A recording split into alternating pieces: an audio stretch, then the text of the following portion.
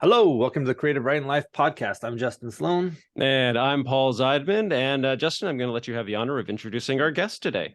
Okay, we have Amy Suto. Is that how you say your last name? Yeah, Okay, welcome, Amy. How are you? I'm doing great. How are you? I'm also doing great. So yeah, I ran across Amy because she was promoting a cool book that I'll let her talk about. But also went to USC, and we have some connections online, and ghostwriting, writing, screenwriting, all that kind of stuff overlap in interests. So I thought Amy would be a great person to have on the show. So thanks for joining us. Yeah, thanks for having me. Yeah, to give a quick background on how I got to where I am today, I went to USC for screenwriting and did the whole film school undergrad. Started in the industry as a TV writer after going up the assistant ladder, and then just realized that it was not for me. And then kind of went to this weird winding path of freelance and fiction writing and all of this other stuff, including memoir ghostwriting. So I'm a fan of the podcast. So thanks for having me on. Thank you. Yeah, and this book sounds cool. It's called Six-Figure Freelance Writer. So I look forward to hearing what that's about. But first, we always do our what have you been watching or listening to or reading? I've been watching a Western. Let me pull up the name of it. Let's see how fast HBO Max can pull. But it's a fun Western. It's one of those, it kind of feels like if I was reading a romance book, it could almost be that, but it's still enough of got the badassery to where I feel like it still works as a non-romance reader. But the basic concept is the woman is arriving with her husband, who's going to be the new sheriff in town, and he gets killed. And I think it's, here it is. Ugh, it just wants to play for me. Damn it. What is the name of the show?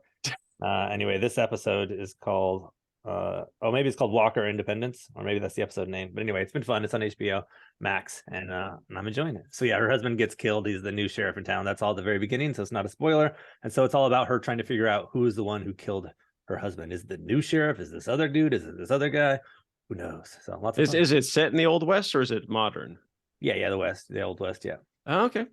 Sounds great. Well, it's been a couple weeks since we've recorded, so I've been kind of stacking up on this is what I've watched. I've been working my way through the Netflix queue. I watched a Kurosawa version of Hamlet called The Bad Sleep Well, and I only got about an hour into it. It was so slow. I mean, I love Toshiro Mifune, but man, it was just dragging, and some scenes just went on forever. I was like, I just can't do this anymore, and I have an idea of how it ends. So that was gone.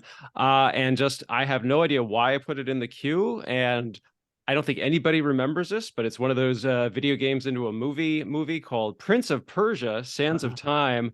And the weirdest part of the whole thing was Jake Gyllenhaal doing a British accent through the whole thing. I don't know why. It was a fun, silly popcorn movie, and I'm sure they had a great time filming it, but it was just, yeah. And I also was very curious, like, which part of the movie did they really like take right from the video game, like where he's doing like parkour through the rooftops of the town and all that kind of stuff. But it was silly, it was fun.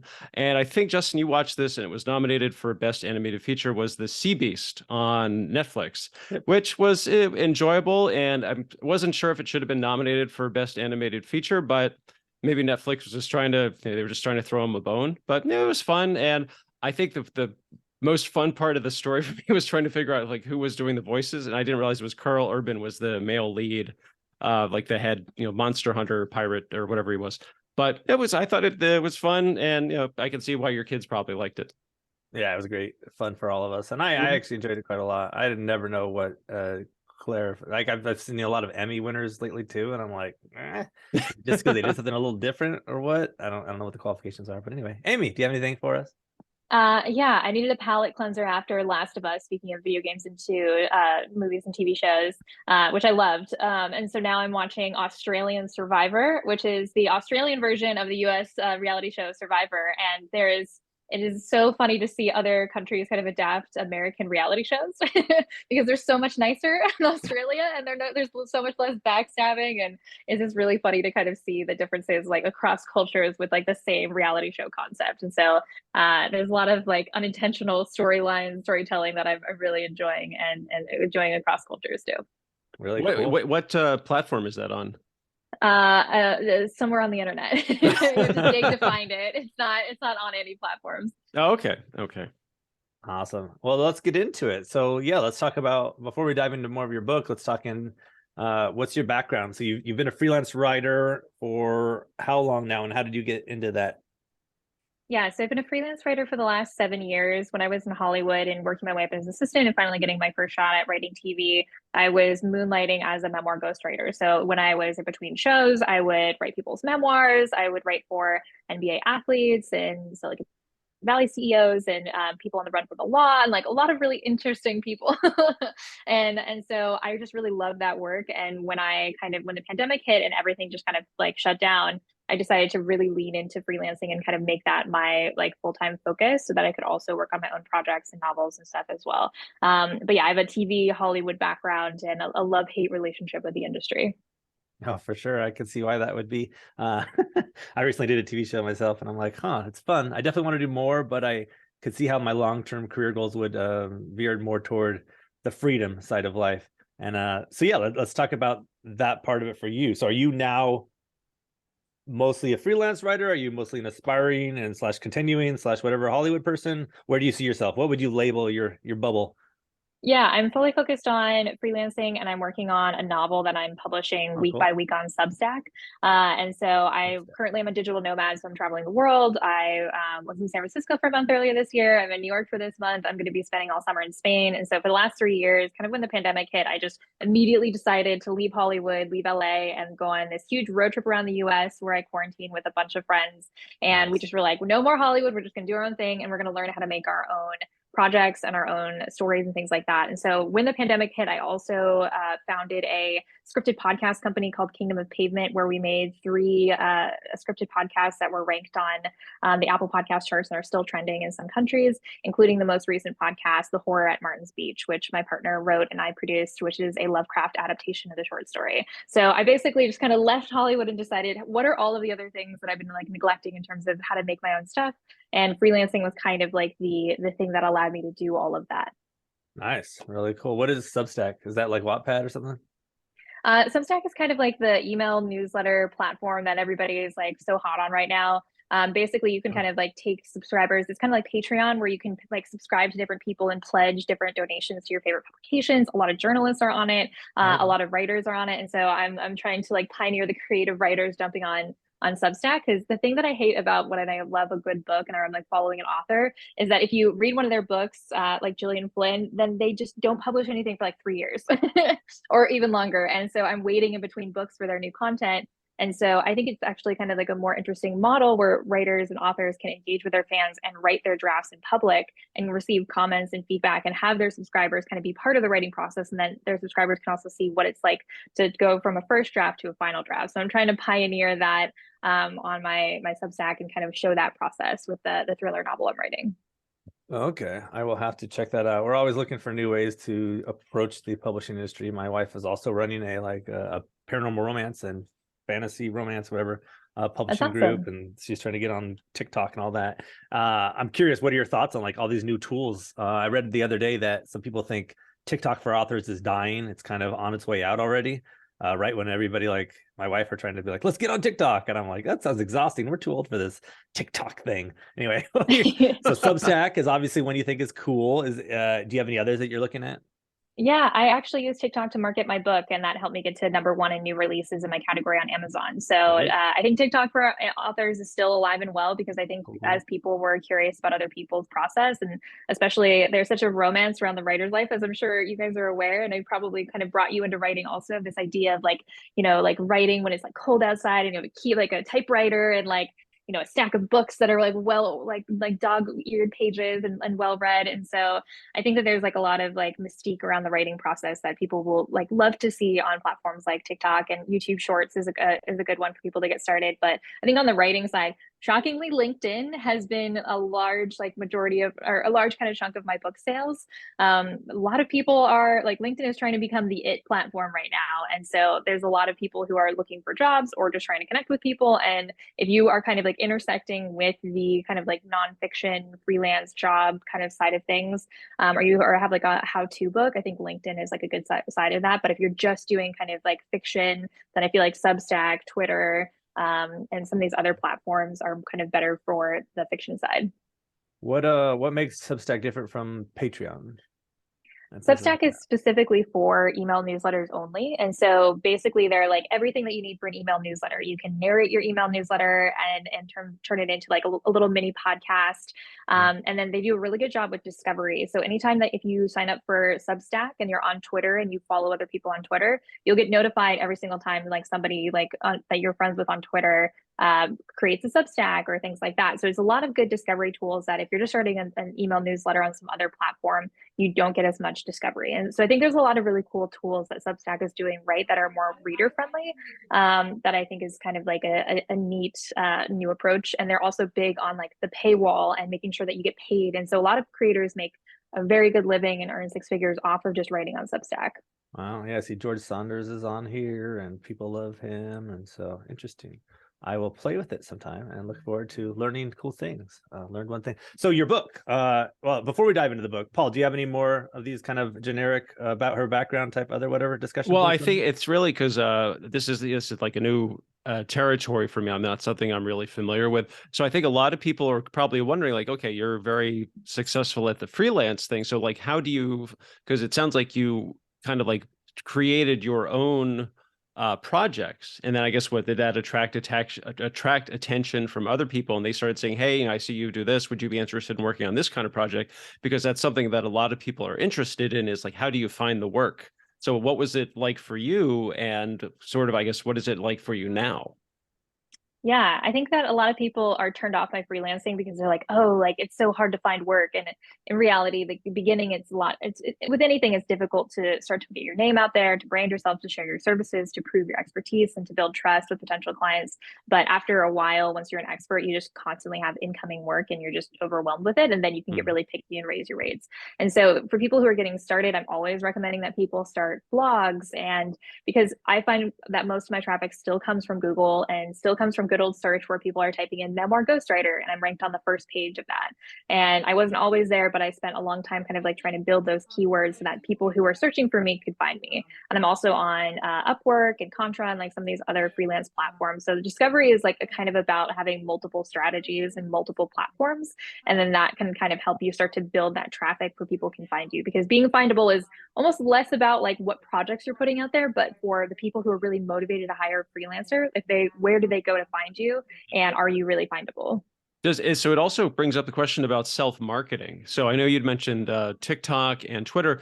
Do you ever, I guess when you were starting, did you ever like, I guess, advertise yourself, so to speak, set up like a thing on TikTok or on Twitter, say, hey, here I am, this is what I specialize in. And if so, what kind of responses did you get? And do you still need to do that? Because of course, you've been more successful in recent times. So has the need to self-market and promote yourself, has it, I guess, diminished just a little bit, or are you still just, you have a set way of doing it? Yeah, I never really got a ton of clients from social media. And even now, most of my clients are coming from word of mouth, referrals.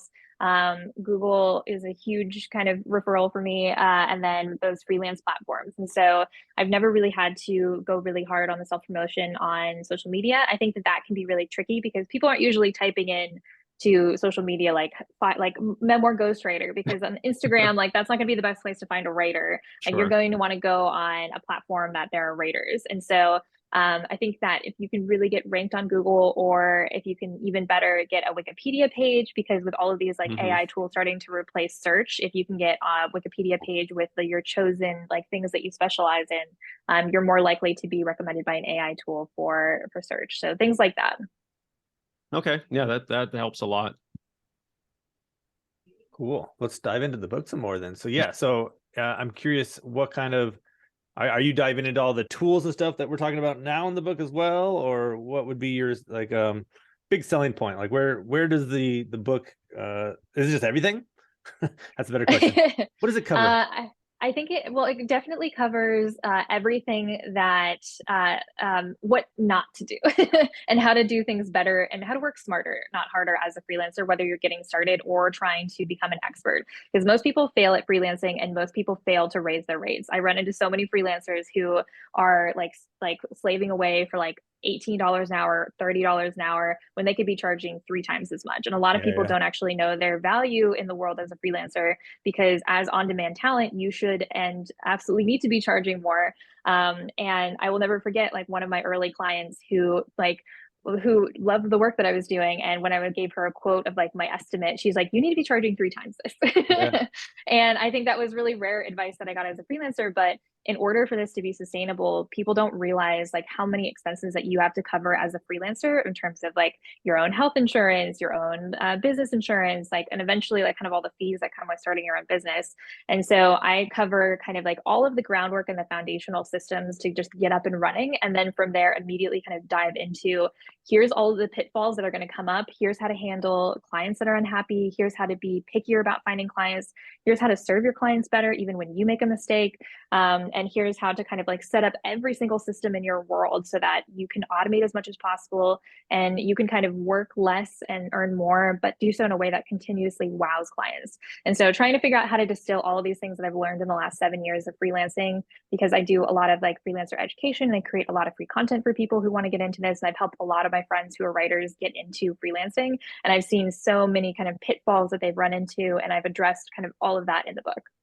Nice. Yeah, I see you're talking about like the 30,000 and even 50,000 a month freelance months. And I've done some freelancing and enjoyed it, but found it to be quite exhausting.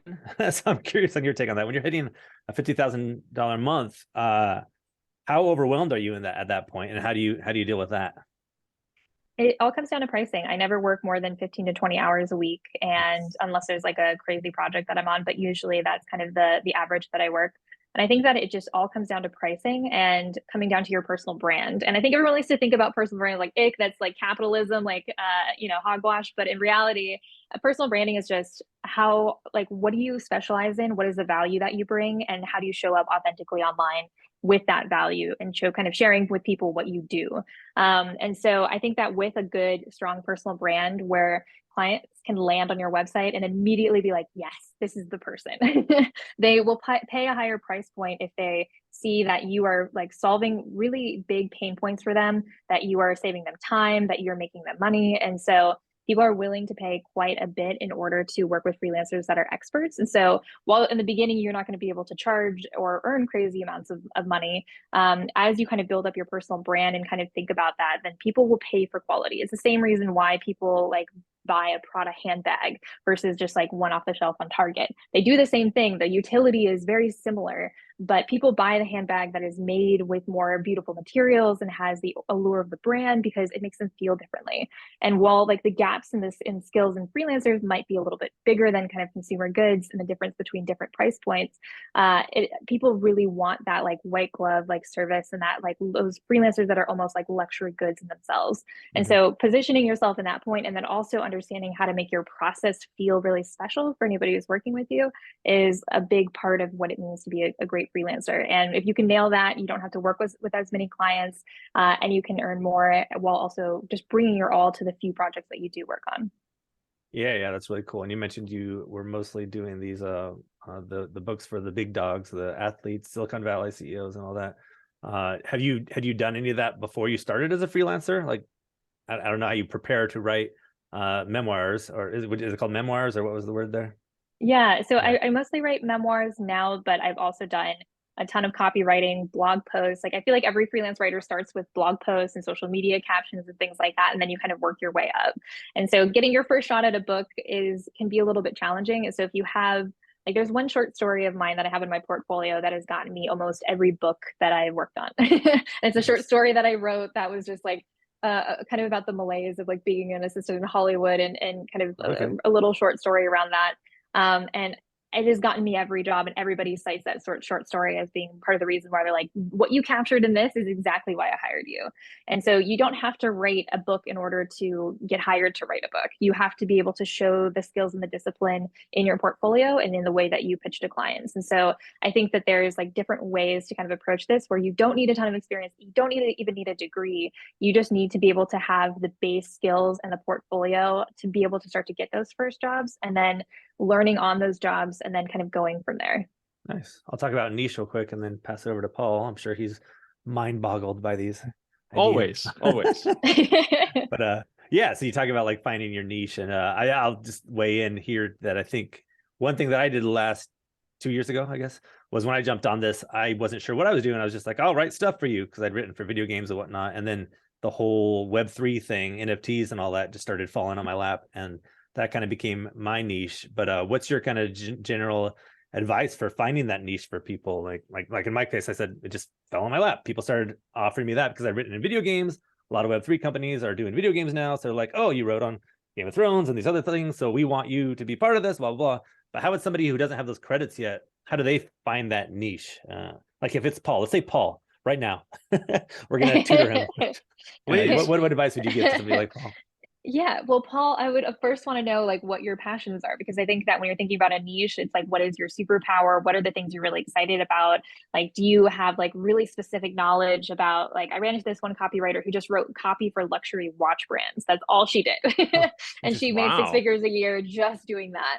And so Yeah. there's some people that like, I like the kind of like the analogy of like the duck versus the cheetah. Like a cheetah is good at one thing, really fast, can sprint, but like a duck can not only walk on land, but they can also fly for a little bit and also be on water. So they can get away from predators in different ways. And so I think there's some people that are the Swiss Army knives that can do multiple things and have multiple niches. And then there's people that like are really specific and just love and want to do one thing. I'm definitely more in like the Swiss Army knife camp, and I think that makes things more interesting. I did some Web3 copywriting too, and that was like my sub niche for a little bit. And so I think that as like industry trends change and as different kind of opportunities come up, I think that it's more interesting to kind of use your evergreen skills and jump onto things and try things out. But I think it all just comes down to the skill building and the parts of the process that you love the most and what you're most excited about. Really cool. Paul, you got anything? Yeah, actually, so again, so let's talk us through this. So, okay, so a potential client gets in touch with you and says, hey, so just you're using your example of was it memoir ghostwriter? Okay, so Yeah. someone gets in touch with, hey, I want to work on my memoir. I want to publish this book. So what would the process be for, I guess, first the initial connection, and then you agree to work together, and then what is the process from there? If you could kind of talk us through how it all works. Yeah, definitely. So I have a lot of like automation set up on the back end. So when somebody gets in touch with me, they immediately get sent my portfolio and some more information about how I work. And then I reach out to them and we set up a time to hop on a call. And then during that initial call is a 30-minute discovery call where I talk a little bit about my process and hear a little bit more about their story and what they're needing for their memoir. And from then we'll see if we're a good fit. And if they want to move forward, I send them my contract and my initial invoice to get started, and we dive in. And the thing that like I think de-risks a lot of these projects for me is that I only work hourly now for everything. And so clients can get started with me, start to see how the process goes. I start with putting together an outline for them. And then if in that any point in that process, they're like, I need to step back, I need to think about this, I'm not sure if we're a good fit, they can stop. So I think that like working hourly, everybody likes to like nobody likes the hourly concept kind of like from afar, thinking like, oh, you're only going to be like tied to your hours, but that's only if you're charging a low hourly rate. Once you get to the higher hourly rates, things kind of change and it's kind of more flexible for your clients. It's a lower risk rather than me being like, this memoir is going to be $50,000. I require half up front. It's a much bigger of a commitment. And so I like the hourly because I also have clients that I've been working with for the last few years who pop in and out when they're like adding something new to their memoir. And so some people are really busy and can't do their memoir all in one go. And so I think hourly kind of allows both me and my clients to have that best relationship. And then from there, I do want to. You did raise a great point. So what if it, as you're working with them, what if they say, it's just not working, and you decide to, cut ties? Do they just step away, or I mean, is it? I'm assuming it's usually no hard feelings or sorry it didn't work out type of thing. Yeah, in the rare event that it doesn't work out, I usually just kind of like send them their materials. And once they've paid the last invoice that we've been up to, because we do weekly invoices for hourly billing, then we just part ways and they are able to take the draft. They're able to go work with another writer. They're able to kind of go figure things out on their own. So the nice thing about freelancing is that they can go and decide to work with whoever they want. They can even hire multiple writers and try different people out. I've worked with a few clients who kind of did that version where they wanted several writers to try one chapter and then went with whoever they like best. And so there's always no hard feelings because with freelance, it's meant to be, flexible. Right. So have you had like a I guess a contract or working with someone and they said, okay, I don't want to do this anymore. It's just not working. And they step away and then they come back a few months later or a year later, say, actually, I've been thinking about it, or I worked with another writer and they were terrible. And I really liked how you were doing it. Can we pick things up? I mean, has that happened for you? Yeah, occasionally I'll have people go and like try out other writers, or I even had somebody who met with me and a bunch of other writers and then tried out all those writers and then came back to me and was like, okay, you know what? I said your price was too high, but I was wrong. Let's get started. And so I think that a lot of people, great writing is great thinking. And so if you're hiring somebody who can't come up with that clarity of thought, then it's a lot more challenging to write something that's good. Like, and everybody likes to say like, oh, ChatGPT is going to take all these writers' jobs. And like, good, I mean, please, let's do it. Let's try. But I have yet to see AI be able to like really find that clarity of thought that I think a great writer can bring. Like, I think it can replace a lot of different things that are like blog posts that are content nil or people who don't care about quality. But I think that the tricky thing with freelance writing is that in order to get that clarity of thought, like you do have to work with an expert if you're looking to really hit that high bar of quality. Okay, that's great. And so, and also I would assume that after you finished working on the project with the excuse me, with the client, that a lot of them, or at least hope a percentage of them, say, hey, I really like how you did this. I got a friend, he's looking for the exact same kind of thing. Like you've gotten referred to other clients and been able to take it up from there. Yeah, I actually was referred by one of my very first clients from years ago, sent me a new client recently. And so it's kind of like the goodwill that you build up as you are going through your freelancing world kind of creates this like flywheel effect. Like if you're a new freelancer, you have nobody out in the world referring you, nobody knows about your skills. But once you become an expert freelancer, everybody knows about you and your skills that you've worked with or interacted with. And I even have people that just kind of like ran into me like casually, like recommending me to other people and they've never worked with me before. And so I think that that's kind of like the magic of freelancing that people don't talk about is like, once you say, I'm out here, this is what I do, and you start working with people, then the ball really starts to roll. Okay, and this is my last question. I'll throw it back to Justin. Have you had the luxury of having to say, no, I don't have the time to work on your project? Yes. And I think that is like such a luxury to get to. And I think that's also why if you are a freelancer and you are saying that and you are turning down projects that you actually want to work on, you have to raise your rates. And there's a whole section in my book where I talk about when do you raise your rates, and it's anytime that you're too busy. Because even if you raise your rates, then that solves all of your problems. Because if you lose some clients at a higher rate, then you are going to be working at a higher rate and working with fewer clients. And so I think that there's like a lot of benefits to understanding that you like supply and demand is working in your favor as a freelancer. And the busier that you are, the more leads that you're getting, the more that you can command for your time because it's so limited. Great. That's great stuff. Justin. Yeah, I think we'll wrap up pretty soon here, but I wanted to, I've dealt with this stuff before and I've been asked about the specific types of writing. I've done a couple novels and I like the hourly idea instead of per word because the hard part becomes when they want to start having conversations and you're like, well, this is eating up a lot of my time. That's not really worth. So you either have to charge a super high per word rate or do the hourly thing, which probably makes a lot of sense. But so with this kind of stuff, specifically memorials, how do you say it? I keep getting the words weird. Memoirs. Memoirs. Yeah. I am a writer, not a speaker, I always say. So with that kind of stuff, how do you set that up front? Do you like say, okay, this is how much time we're going to have for conversations? You have like a whole system that you already have ready to go where you like send them, here's my normal way. How do we need to adjust it? Or what is your approach to set the standards so that you don't get, what is it? Where the scope of work gets out of control? Yeah, I mean, the nice thing about charging hourly is that you can be really generous with your time. If somebody wants to hop on long phone calls with you, let's do it. Let's talk through this stuff. But the way that I set up my memoir process is a little bit unique where I do a lot of Zoom calls in the beginning when we're setting up the first few outlines and kind of hammering out what the contents of the book will be.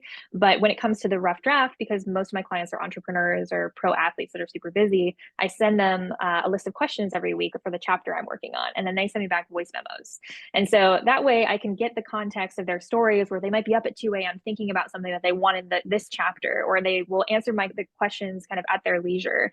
And so that way we don't have to be on all of these Zoom calls and they can really protect the time that this project takes and be responsible for that. And I can grab all of those voice memos and transcribe them through a transcription software and then just start to plug that in and kind of play with the story as I'm listening.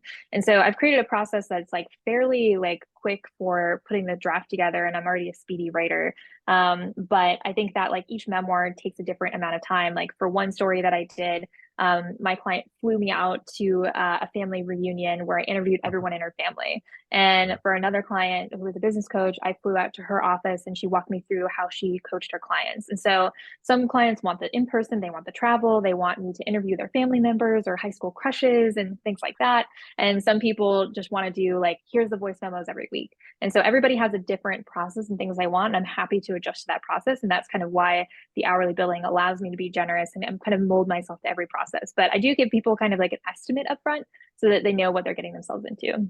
I want to interject real quick. So about the weekly check-in type of thing, do you ever have to, like, I guess, really get on their case? Like, I'm waiting to hear back from you. I can't do the work until I hear back. Like, do people get delayed, or, another week goes by and you still haven't heard? I mean, how do you deal with that? Yeah, no, I let people kind of just do it on their own timeline because I have enough clients where I don't have to rush anybody or push anybody. And I kind of just like schedule things in as I receive them rather than like being like, let's go. I've had one memoir that I like actually met on the other day that I've been working on for the last 3 years. And it's just been the client's like super busy and has a lot of things going on in his professional life. And so we just kind of catch up when he has a new draft. And that kind of allows for the draft to really develop over time. But I never set any like timeline parameters because I want people to, it's their life story. I really want them to take the time to like think about things and to talk with family members and things like that. And so I have several clients concurrently. So I'm never just like waiting on one person and trying to box them into a timeline. Good. Yeah. That's great. Really cool. Yeah, I think that's smart. And I think I'll reapproach this stuff too. I got scared off on it just because I like spent so much time, and I'm like, I think it's, what you're saying is very smart to set the hour high so that when you're doing it, you don't feel like you're getting ripped off.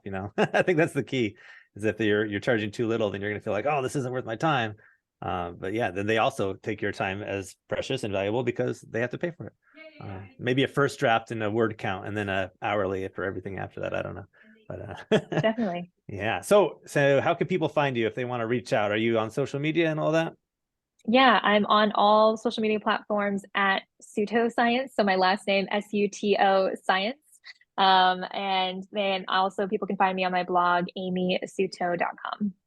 Awesome. There we go. And the name what's of your the book name? What's the name of the book? Yeah. The name of the book is Six-Figure Freelancer, and it is out on Amazon now. Awesome. Excellent. We'll be sure to link to that in the show notes and everything. But Amy, thanks for coming on and chatting with us again. Yeah, thank you so much for having me. It's been a pleasure. Yes, this was great stuff. Thank you. All right. Yeah. And listeners, be sure to check out the book. I'm going to go give it a read and see if I can up my rates for all y'all. And and thanks for listening to the show. Please leave some reviews, share word of mouth and all that. And once again, this is the Creative Writing Life Podcast. I'm Justin Sloan.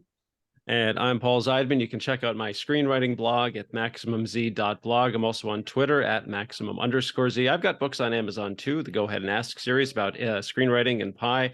That's the 3 books. That's all I got. Like he said, he's Justin. I'm Paul. That's Amy. This has been the Creative Writing Life Podcast. Thanks for listening. Stay safe, stay healthy, and most importantly, go write something.